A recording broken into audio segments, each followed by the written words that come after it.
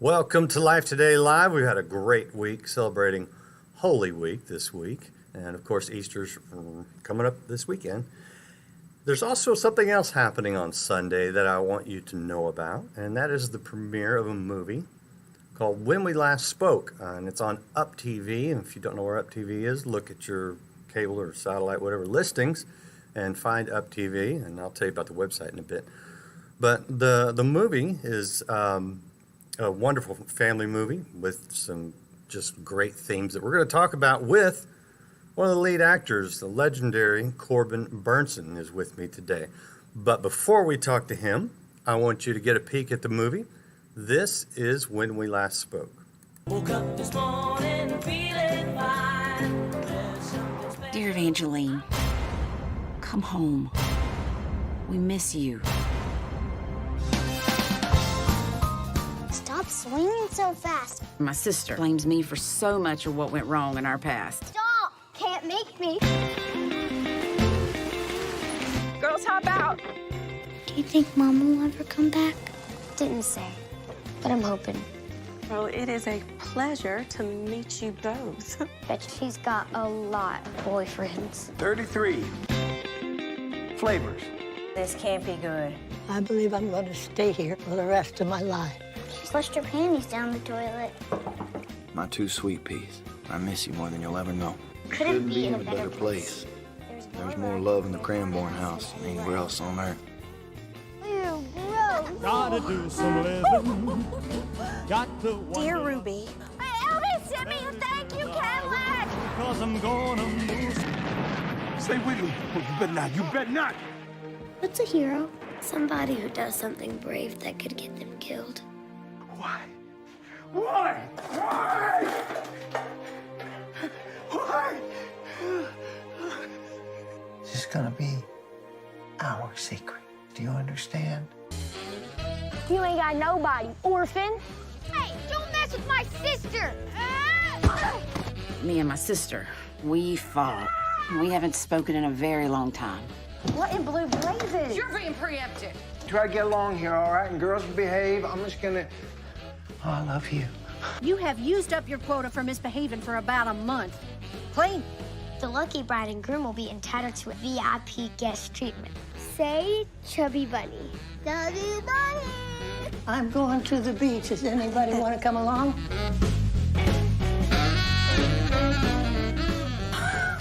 family, it's full of secrets.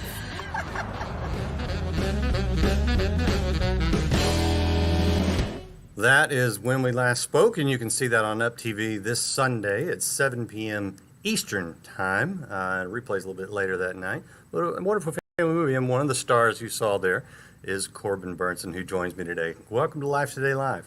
Well, thank you. Thank you for having me. Tell me a little bit about the movie. I know it's got a great cast. Cloris, Leachman, Melissa Gilbert. I mean, it's a wonderful cast of a lot of Golden Globe nominees, including yourself. Right. So you enjoy working with these people?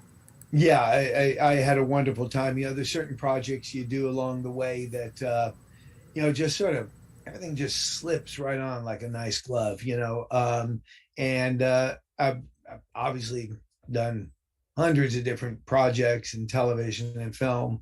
I'm one of these guys, you just like keep working and keep doing it. And, every now and then you come across something that just, for reasons you're not sure, it always starts with a good script and a good cast, but even then that doesn't guarantee anything. But this thing just slipped right in, and Melissa Gilbert was fantastic. And I go back to Little House on the Prairie days with her. I mean, not that I was on that, but and then Cloris Leachman, probably in one of her last films. I can't say it is the last. She might have done something else after, but just that, the story, and before all this COVID stuff, a wonderful story about family, about and really about a huge theme in mind. It's a theme of a couple of my faith-based movies is forgiveness. Probably right up there with love. Forgiveness is one of the more powerful tools that we've been blessed with. And in that way, creating a path to reconciliation, which is what happens in the film between these two young sisters who separate for most of their young adult lives. Yeah. Now, People may not realize Cloris Leachman did pass away in January of this year. Did you know her well?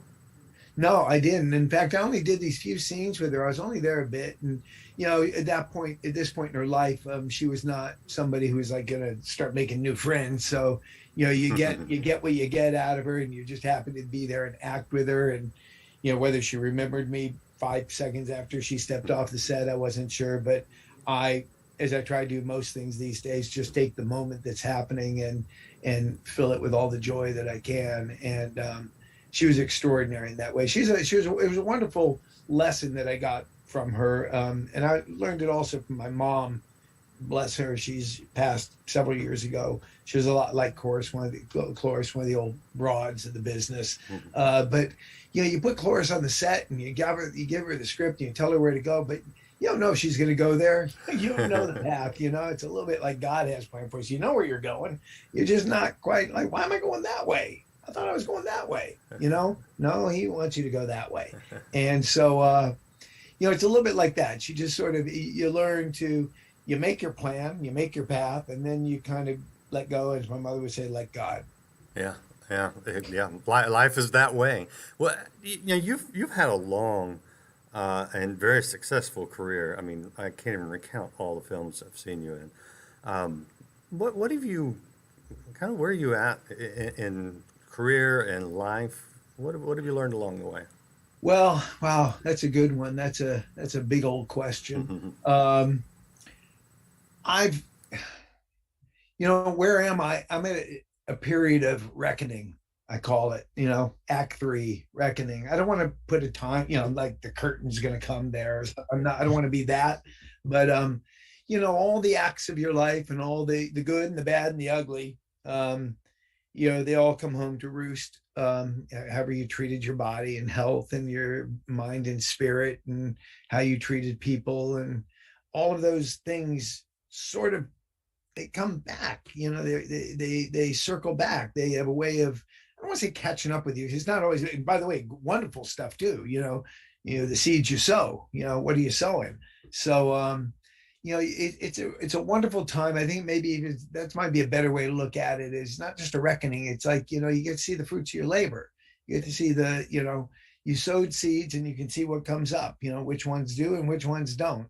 It's a time of abandoning, when are you supposed to give away the childish dreams? I don't know.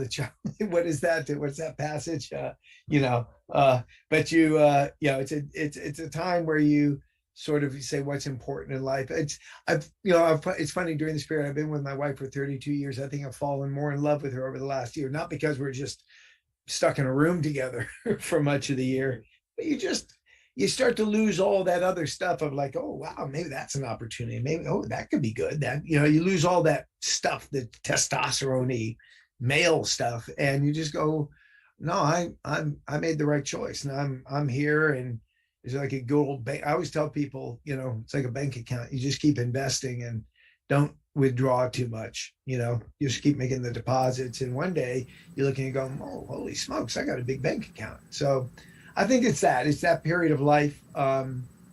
It's a period where you start thinking about legacy and all that kind of stuff. Yeah. All right. Well, you told me before the interview that I could ask you anything I wanted. So sure. It's a dangerous thing, but for me, you have to watch. What would you change in your life if you could?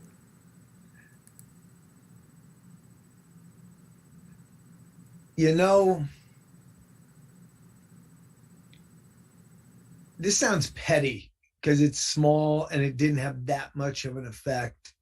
During a period of time from like 18, 19, 20, early 20s, drugs, maybe, I don't know that they served me well. I'm not talking about weed or something small. I'm not talking about that. If I'm being really straight with you and honest, some of the other stuff, cocaine and things that, you just find your way into. I was raised in a strange Christian home. I was raised as a Christian Scientist, and there's my father's side, and we went to Christian Science church. But I got my basics, I got my basics in Sunday school, and I sort of started veering away from my faith as one. Look, I was in the '60s, you sort of, you followed the wave. You took the wave and you rode it. So I would maybe go back because I don't think that served my mind well. It created a bit of a skittery thing that's probably not good. It throws me off balance sometimes, not literally off balance. And I think I'm finding such a beauty in nature where I live now. And, I like to say, I can talk to you in this way. On other shows, I would put it in a different way because you have a Christian audience who understands it. God's canvas is extraordinary up here where I live. And, I often say you just, drugs used to try to get you to that state, but you just kind of can't beat it. Nature, I always like to think of nature as, God's right hand, God's creation, but certainly is that extension of God is nature and trees. And I'm finding, just going through the seasons up here. And I think drugs, ultimately, they try to get you there. I never did it because I was unhappy or any of that kind of stuff. I did it because it was popular, I guess, and I wanted to be like everybody else. But I also did it to make things bigger, better. And you just kind of can't, you realize as you get older, you just can't get better than nature. So that's one thing. I also, this goes to that. I for many, many, many years, and even to this day, I find myself being a follower and not a leader. I'm much more of a leader today. I mean, I used to, if you jumped off a cliff, would you jump off a cliff? That thing. I would never jump off a cliff, but I just didn't, I don't know. I didn't stand up for who I'm, what I was as much as I think. Maybe I didn't know who I was. Maybe I didn't know what I was. So if I could go back, I'd be a little stronger of character, I suppose. The people that I admire that you look at and you go, whether it's explorers or we're watching Formula One right now on TV. Incredible, by the way. You see these kids at 22 and 23 who are just focused on what they're doing. Man, I was so far from that. I was so far from that. These guys are to a fault. They're laser focused, So yeah, some of that stuff, it's probably more, but that wasn't God's plan for me. Yeah. There's a season for all things. And I think this is my season. The first thing Jesus did was go get followers. So I think it's not a matter of following. It's a matter of what you're following.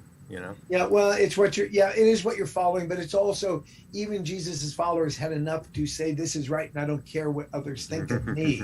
It does. Yes, we follow. I follow the Dodgers. I follow the Lakers. But it's okay. But you still have a sense of who you are. You're not blindly following. Right. I suppose that's it. Right. And by the way, it's who's you're following. If you're blindly following, you don't know if this guy's leading you down that dark path or the good path. I followed many things in my life, like Jesus, who led me down a good path. Mm-hmm. So following, like you said, it's not the thing. It's sort of blindly following without having enough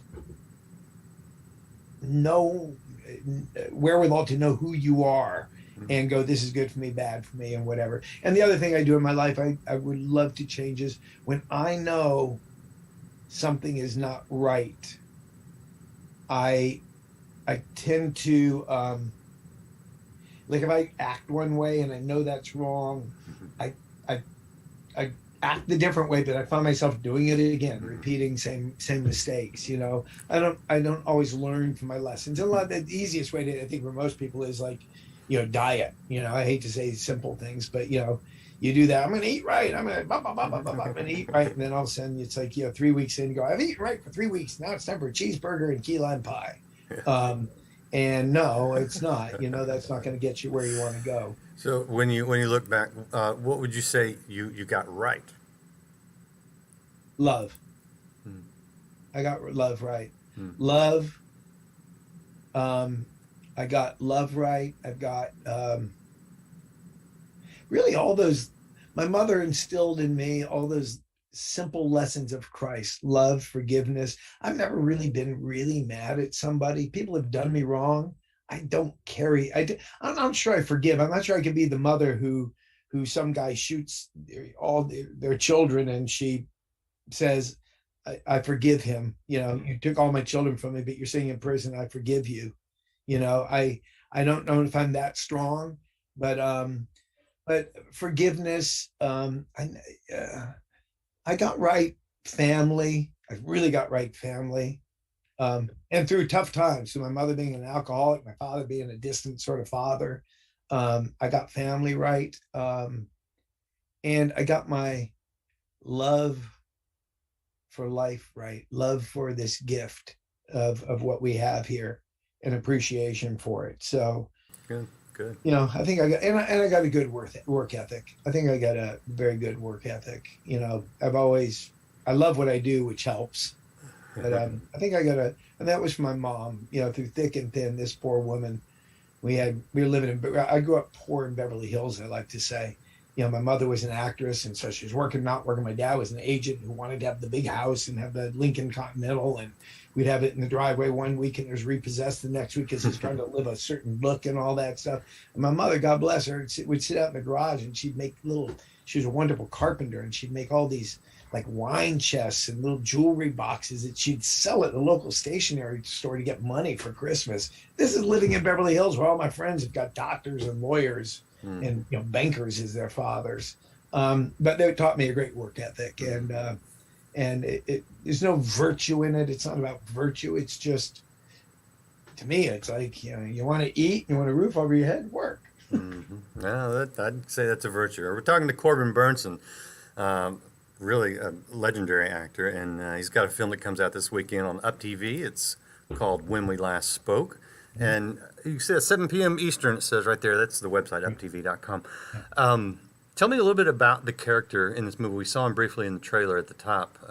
Give me a little idea of who you're portraying here. Well, Walt is one of the last stand-up guys. He's a guy who has been married to his wife, Ruby, played by Melissa Gilbert.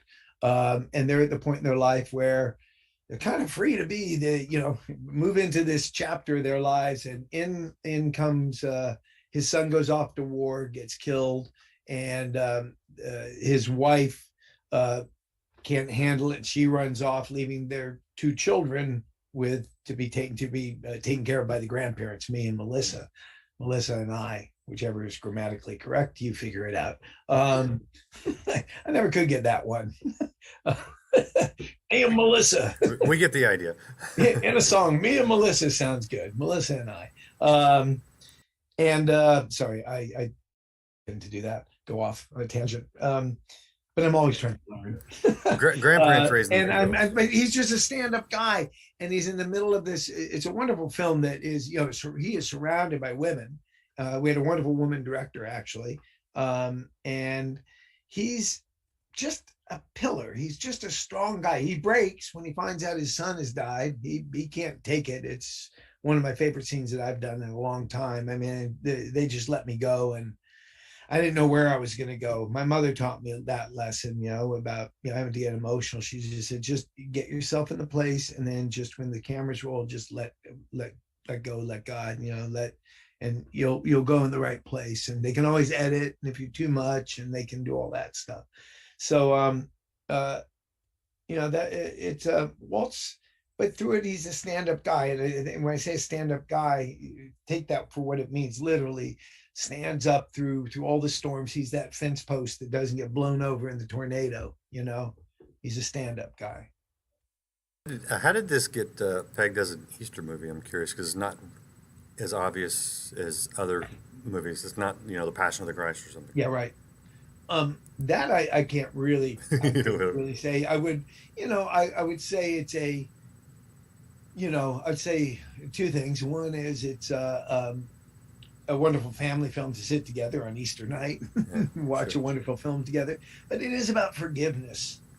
It's not about resurrection.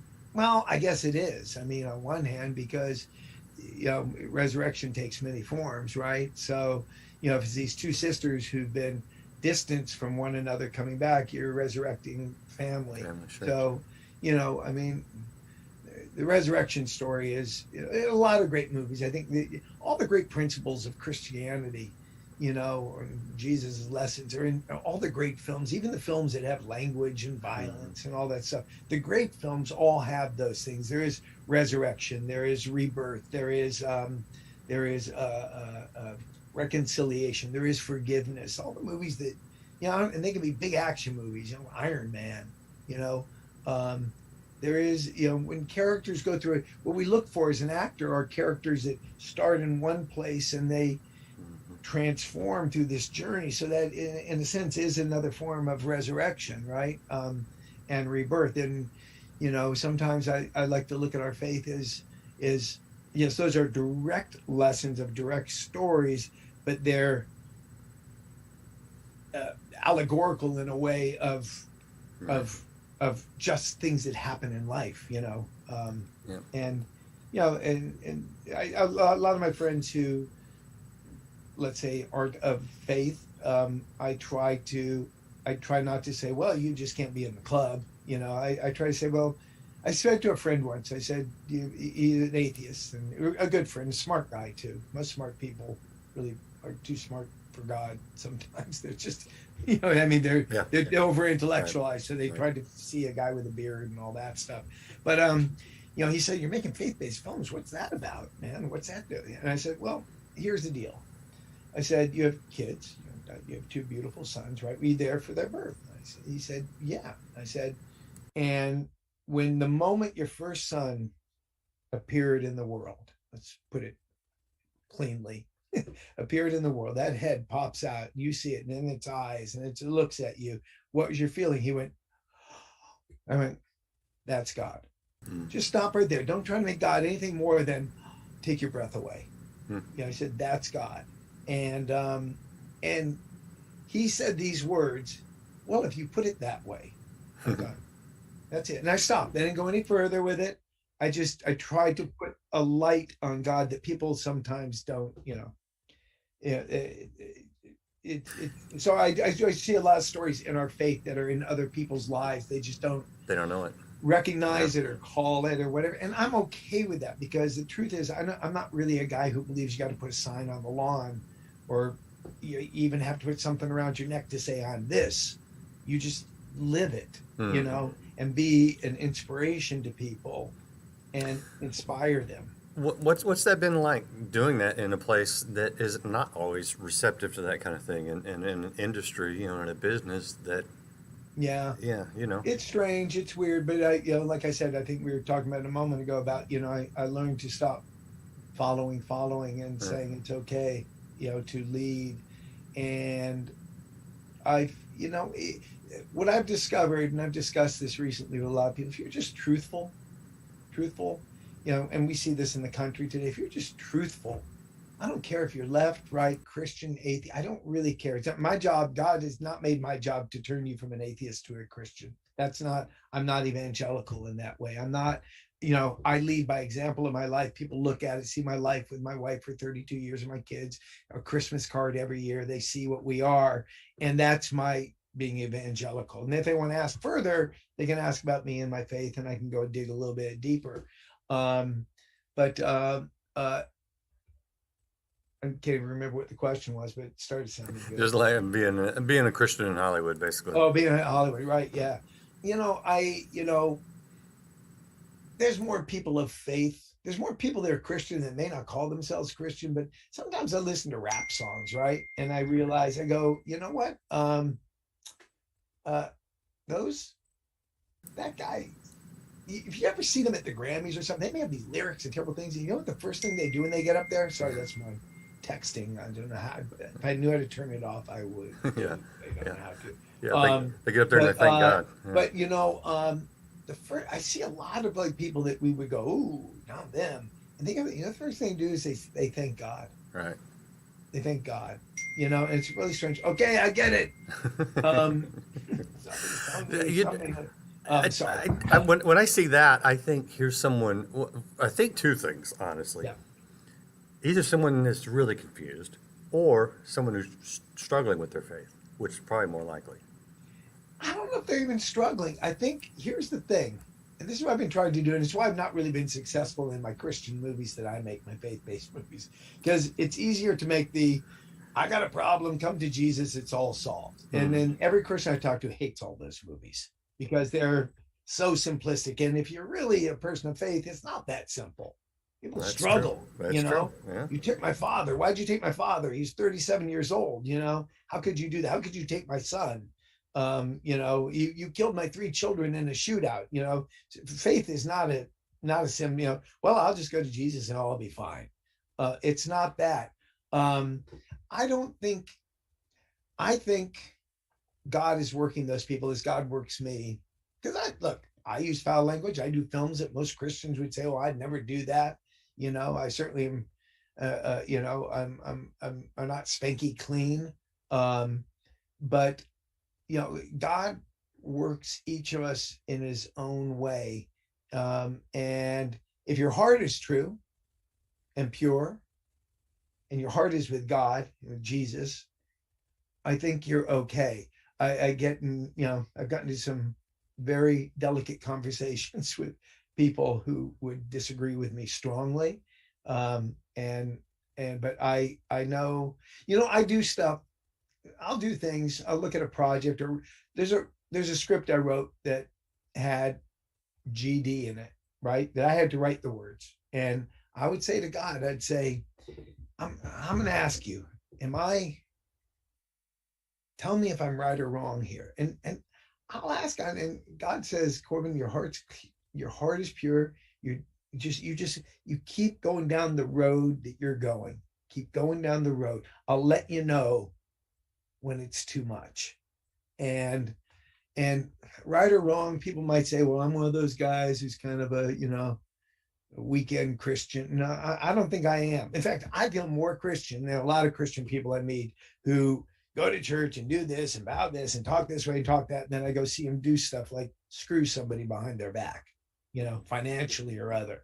And, you know, so I won't even get into politics because I see it there more than anything. You know, I think people use, well, no, they believe it. I'm not going to say the ones that use it. I think people believe it, but I'm just true. That's all I can be. And, you know, one of my favorite bands is U2. You don't know that U2, those guys are all Christians. You listen to their lyrics and you hear it. You think, oh, they're a rock and roll band. You know, right. Listen to their lyrics sometimes. Sometimes you don't need to know somebody is that. Well, look, since you're diving deep, you're getting into some. This is fun. I like this. What do you, when your time comes and you meet God face to face, what do you want Him to say to you about you? Your mom's this way. I hear you. Yeah. Your mom's this way. Your mom's right over there.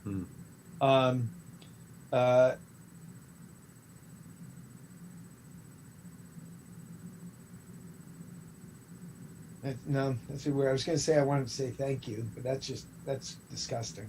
I don't like that. I edited myself. It is a form of welcome. Yeah. Thank you. You made mistakes. You were too hard on yourself sometimes, you know, but I had your back.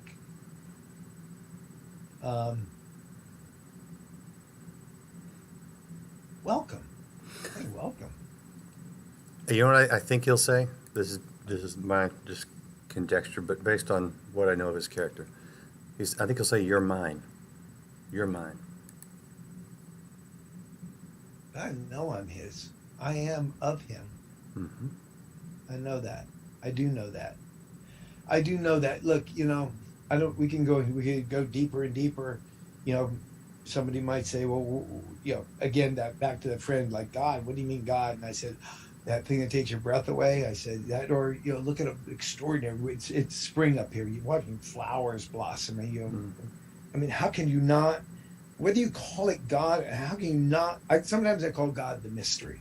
Oh yeah. Like I'm okay. Oh, yeah. I've called it in my film. Oh yeah. The mystery. Oh yeah. You know, and if you can put it in the mystery, like, not just the part of like, that just doesn't happen randomly. That's just or maybe it does, but even that's the part that I get taught. The hard part I get is that, okay, it can be random, but it's the randomness is an organized randomness. It appears as randomness, but it does, you look at a flower that's got these purples and yellows that are these, as I learned in art school, colors that are, I think they're complementary, purple and yellow. And you look at a flower like I think an iris or something, and you go, that's incredible. You look at flowers, you ever stop? I really stop and look at flowers.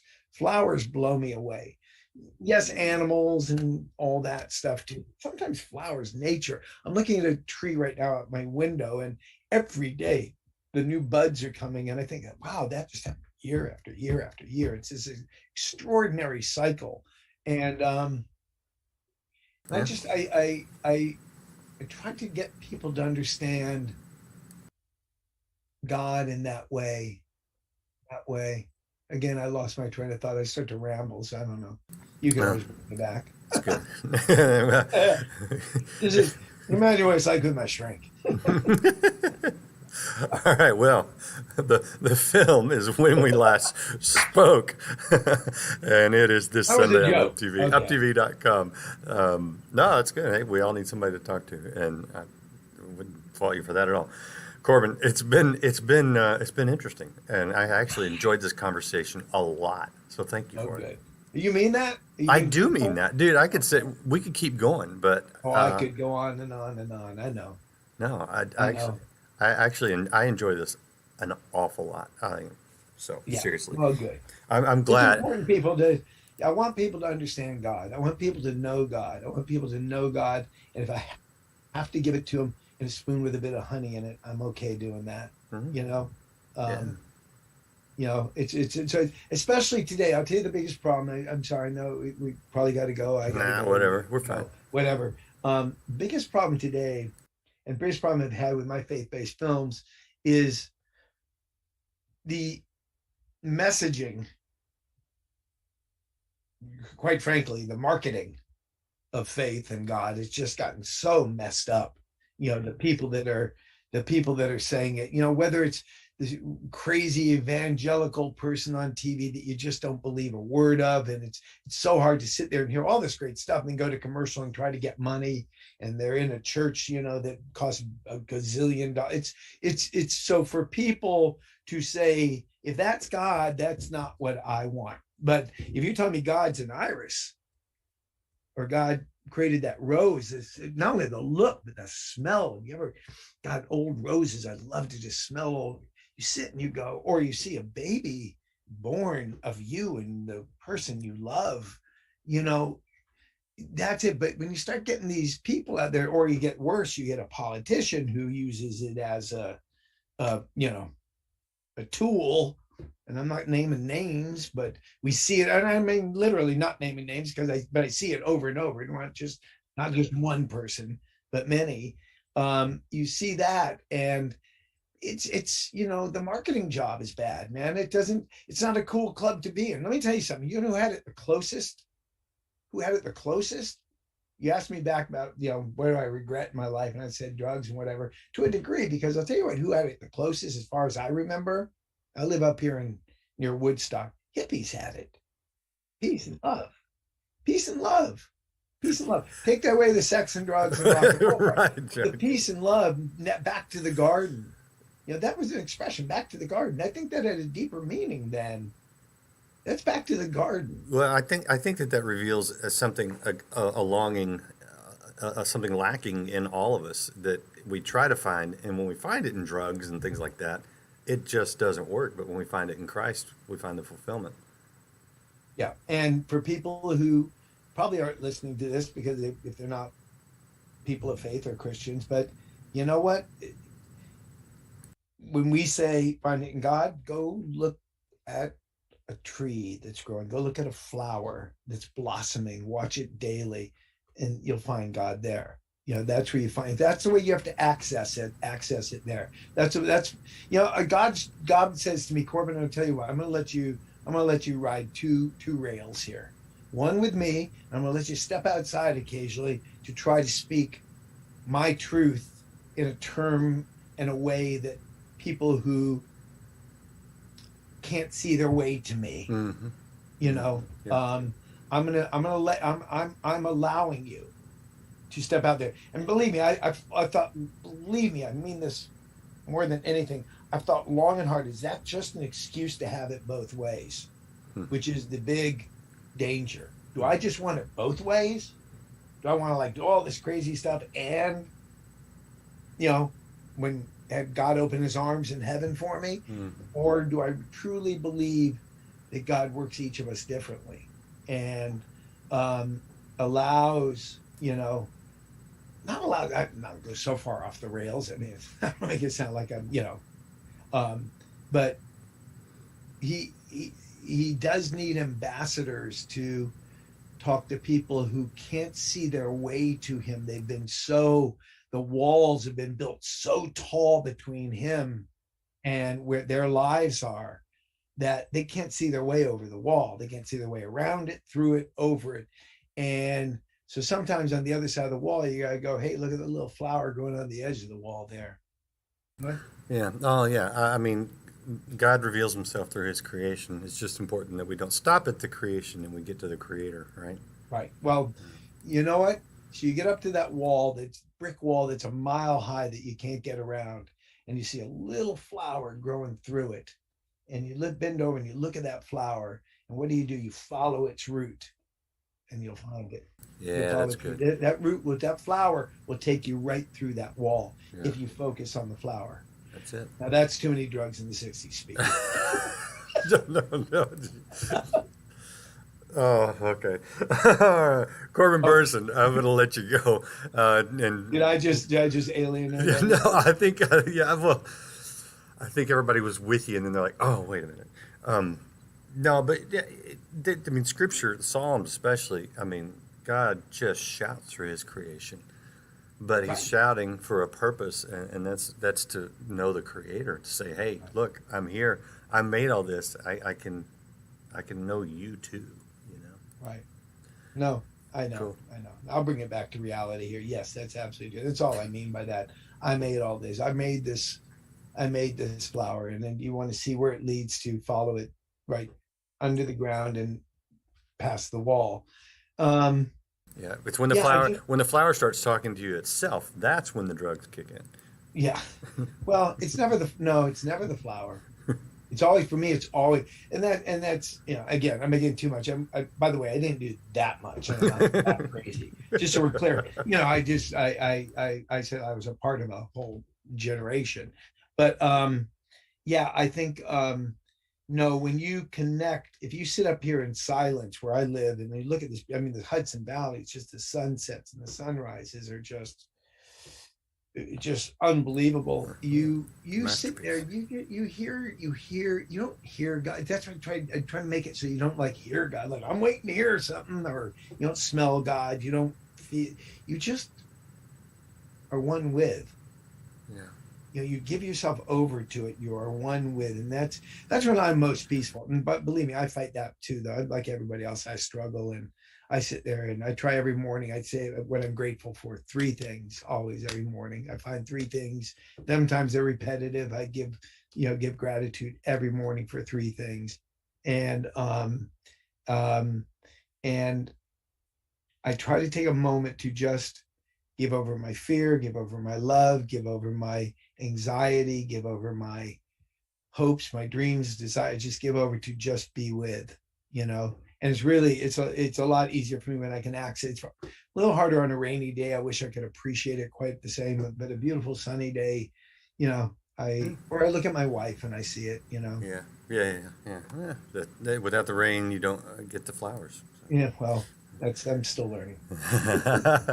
Corbin Bernsen, thank you for hanging out, man. It's been fun. Hey, you know, this has been a great conversation. I really appreciate it.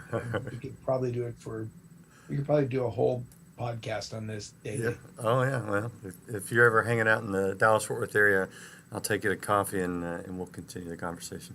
You got it, man. Appreciate you guys hanging out, watching and sharing. If you haven't followed or subscribed to Life Today TV, do it now. And check out When We Last Spoke, Corbin's movie that's on uptv.com this Sunday, 7 p.m. Eastern. And we will see you again next week here on Life Today Live.